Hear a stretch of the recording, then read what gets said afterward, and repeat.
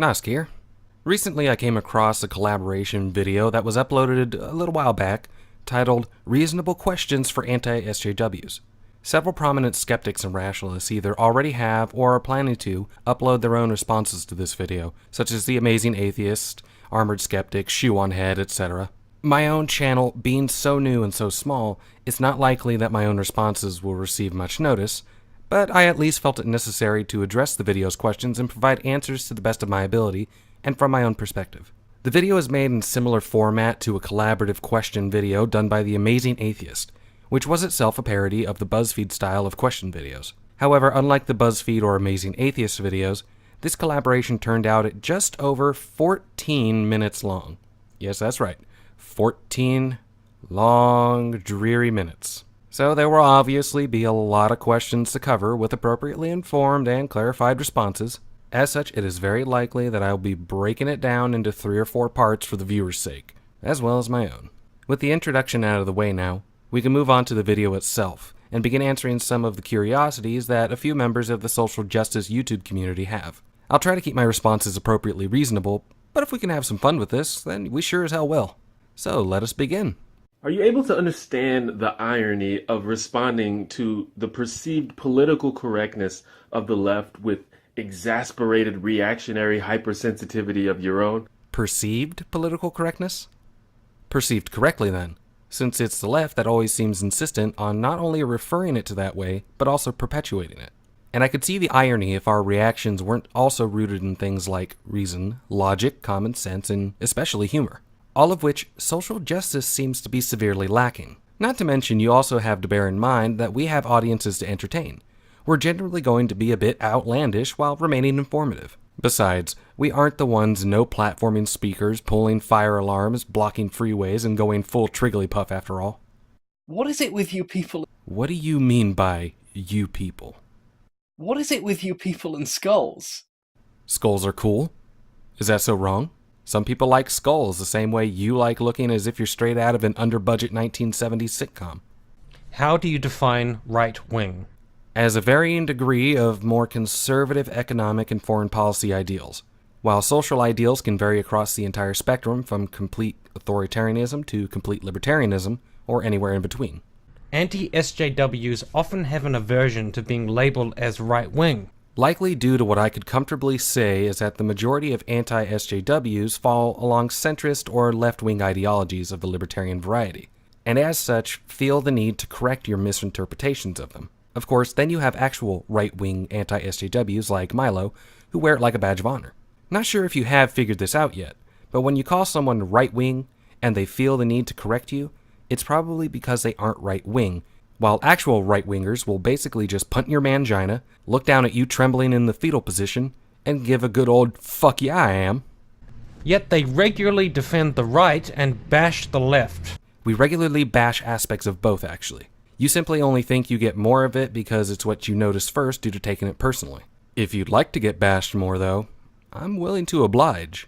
I didn't know before how much of a dirty, dirty girl you are.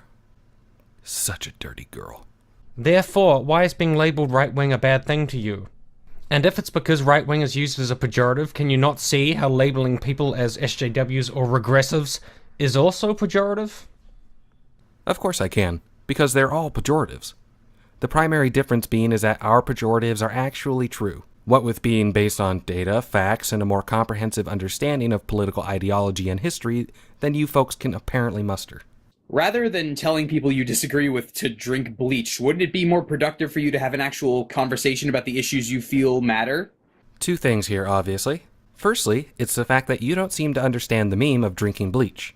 It's not meant to tell you to drink bleach and die. It's representative of our desire to drink the bleach ourselves as a last resort of either trying to scrub your nonsense from our brains, or to just kill ourselves because people like you make us not want to live on this planet anymore.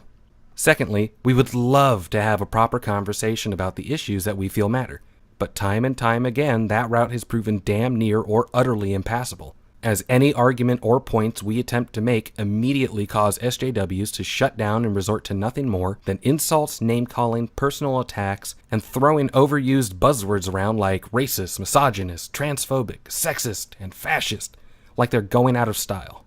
We try to have proper conversations, but nearly every time we make a counter-argument to your claims, you kill the conversation before it can even really get off the ground. Or is it just easier to do the bleach thing?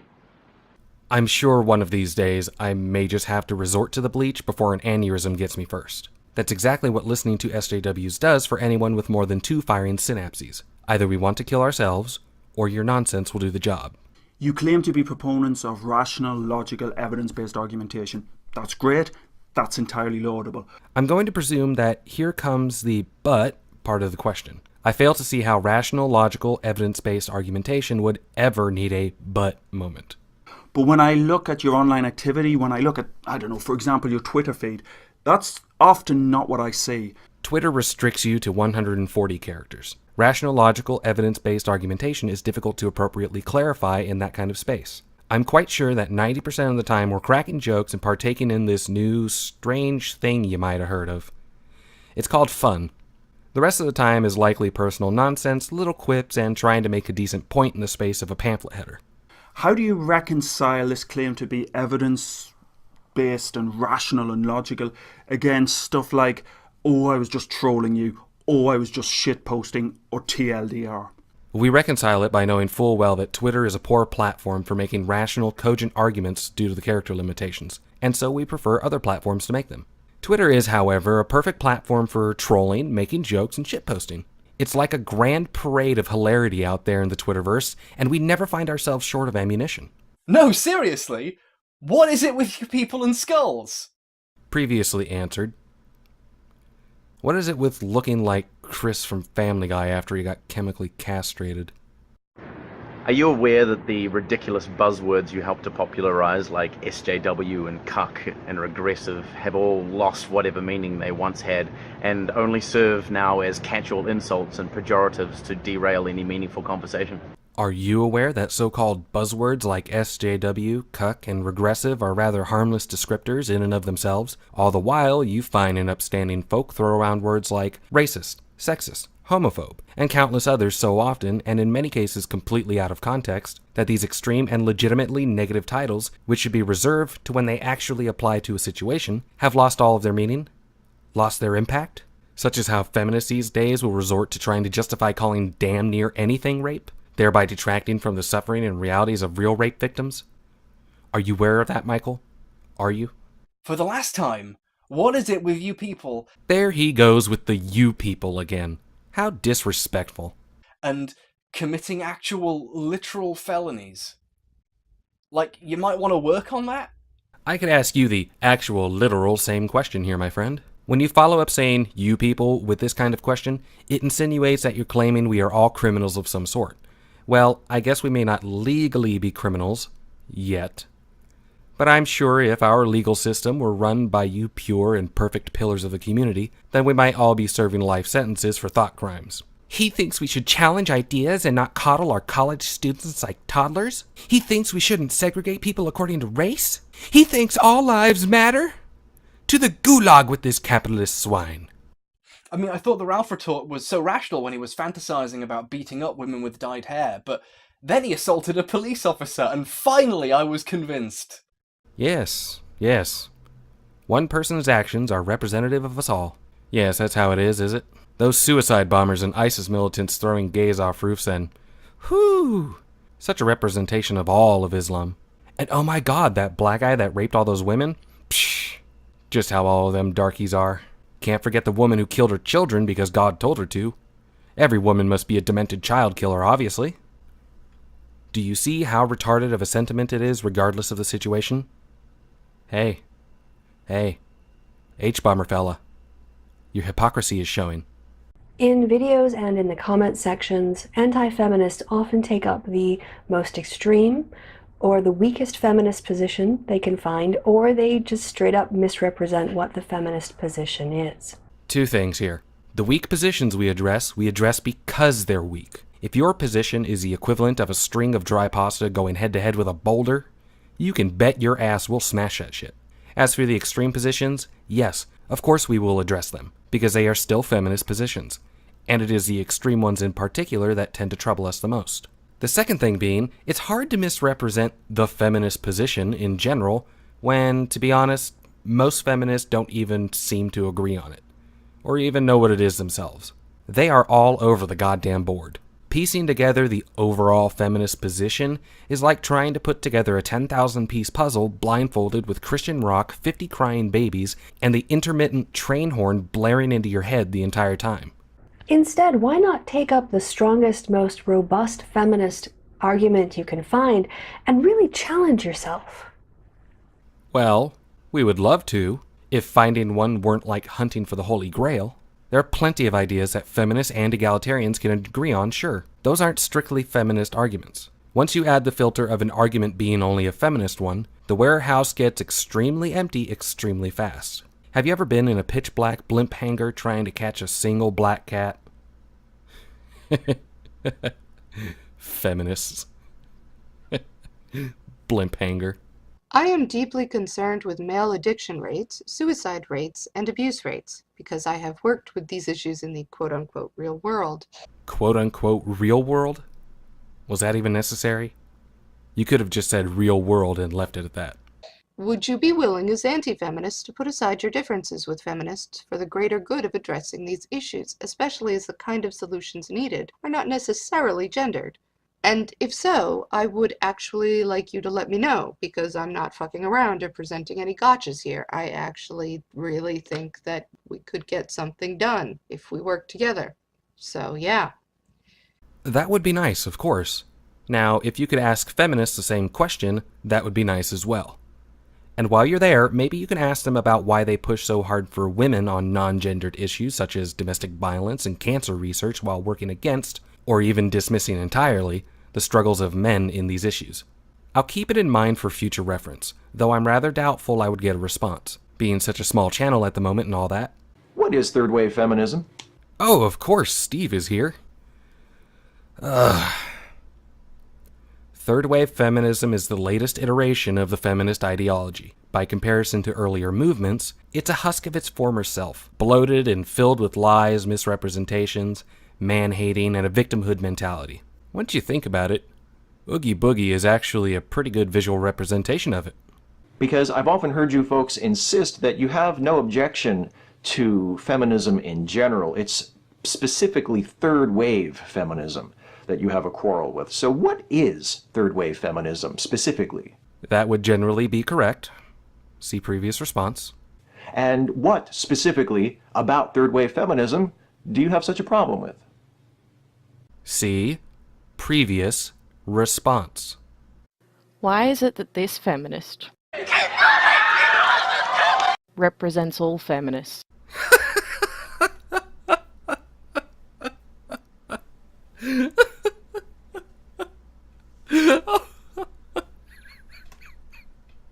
Oh, fucking hell, I love Trigglypuff.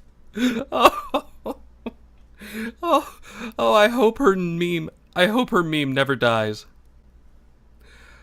Oh my god. Oh, a couple of things to note here, however. First, how do you know she is a feminist? I've honestly never called her one. She actually just seems more like she's going into a seizure of sorts, really. Is she a feminist? How do you know? Has it been confirmed? Or are you simply referring to her as one due to the fact that she is immensely overweight, loud, obnoxious, and cringy? A fair judgment, I'll admit, but my question still stands. Secondly, I think we have to take a look at the rest of the video that you just cut short there.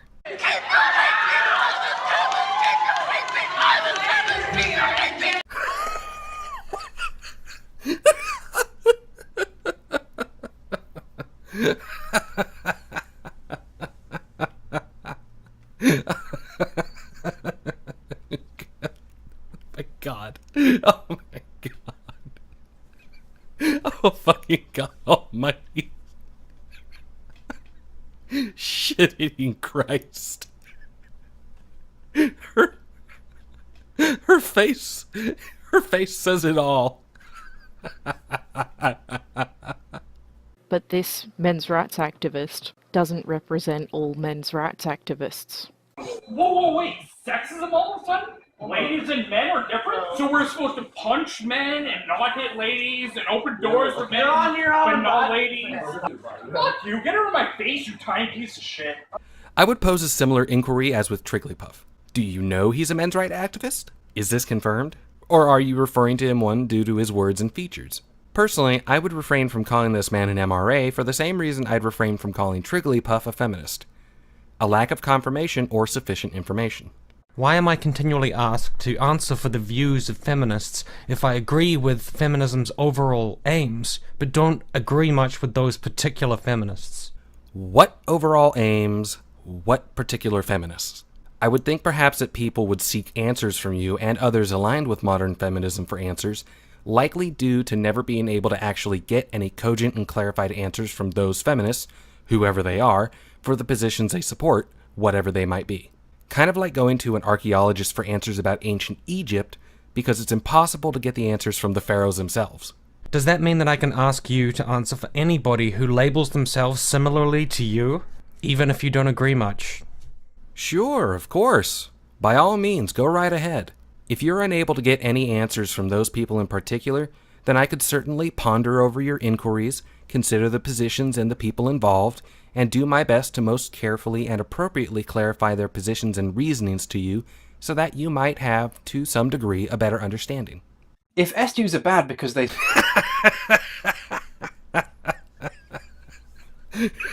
What the fuck? What the fuck was that you just said? If SJWs are bad because they...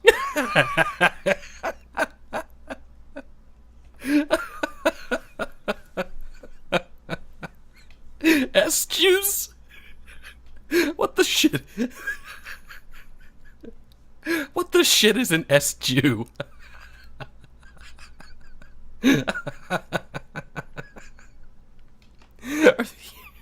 Are these like Jewish supermen or something? Are they Jews with superpowers? Like super phlegm or something? Super Jew and his power to complain about everything in a single bound. I'm running with this the rest of my life. I swear to God I will. Fucking SJWs. If SJWs are bad because they spend too much time whining and don't talk about real problems... Oh my God.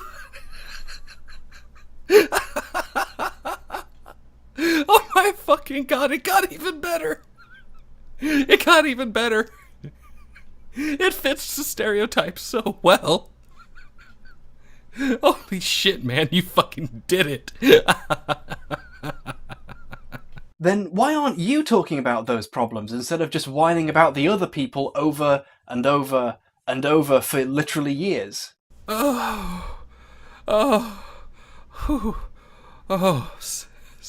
Still getting past the laughter.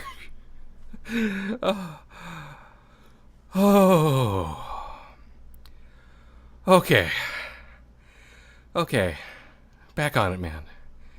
Back on it. You can do this.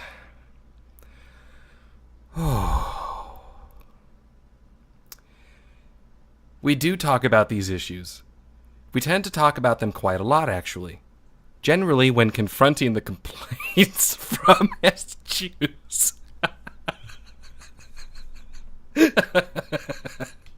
I'm sorry.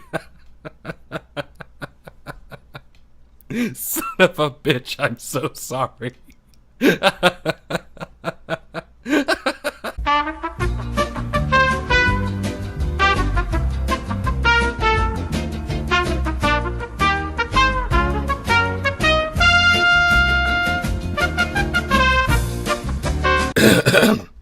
Oh.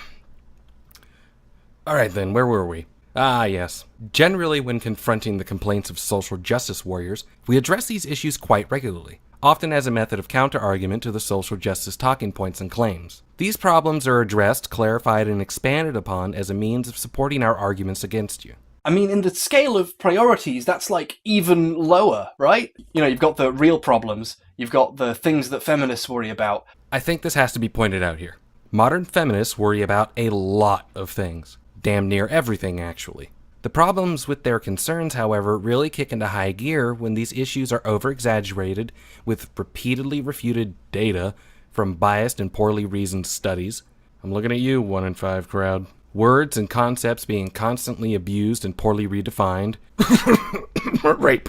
As well as the level of fear-mongering that goes into talking about the issues, as if to try and shock people into believing a claim that the evidence and the data clearly don't support. I should also point something else out. Feminists worry about racism?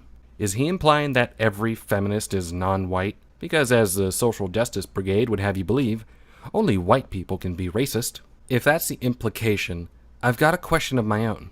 Is Steve Shives trans nigger? And then you've got you going, oh, how dare they? Just, how dare they have different priorities from me? Why can't they do what I do? Whine about whining. Forever. For a living. That's healthy. My fucking brain. I feel that aneurysm building up. It's coming. I could struggle through one more right now, though. Just one more. It speaks volumes about how little you even seem to listen to our arguments, and how much less you actually address them when... the best you could do is to just... God, my head is killing me. Label it whining and just leave it at that. You make our points for us by dismissing our arguments entirely, thereby... Son of a whore, I think my nose is starting to bleed. Thereby squashing any genuine chance at a reasonable discussion. Fuck me. It's nice to at least, God, see you recognize your own arguments as baseless whining, though. Fucking hell. I don't think I can handle any more of this today. The stupid might actually kill me. Oh, Christ in heaven. I believe that's going to be it for part 1 of these responses for today. Now I think I'll go take a long, hot bath and lay down for a bit. Don't forget to keep an eye out for parts 2 and 3 of my responses later. Damn it, ow. And be sure to like this video and subscribe if you've enjoyed everything so far. I'm gonna pray this pain in my head isn't actually developing aneurysm caused by the SJWs and their super Jewy superpowers.